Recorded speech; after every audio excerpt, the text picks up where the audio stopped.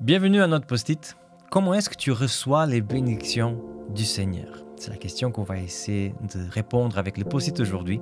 Et aujourd'hui, on sera dans un texte de l'Ancien Testament, dans le livre de Nombres, chapitre 14, et versets 1er et 2e.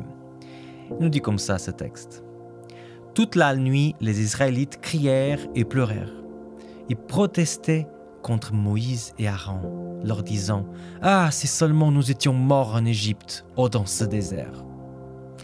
Alors, tout le texte, il a un contexte. Et le contexte de ce qu'on vient de lire, c'est en fait le peuple d'Israël avait arrivé au but. Ils sont aux portes de la terre promise. Le Seigneur vous avait promis un pays vaste avec plein de bénédictions. Le texte nous dit que c'était un terrain ou un pays qui donc coulait le miel et le lait. Mais le texte nous dit aussi que depuis le début, Dieu nous avait dit qu'il y avait des habitants sur terre.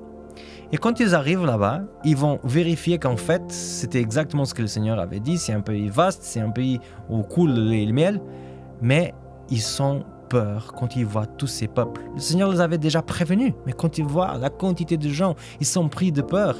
Et tu sais, quand on est pris de peur, des fois, il y a la réalité qui commence à changer autour de nous.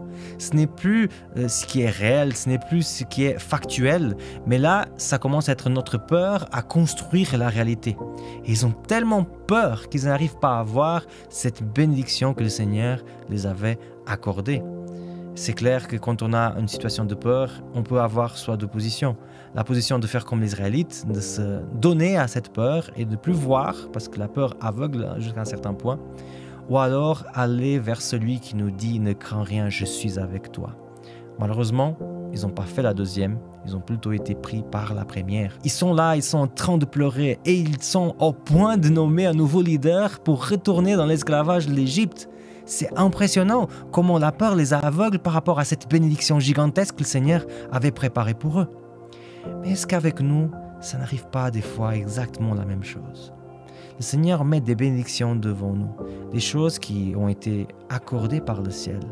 Mais comme on ne comprend pas tout, comme on ne voit pas encore tout, ça nous fait peur. Et cette peur nous aveugle par rapport à la bénédiction.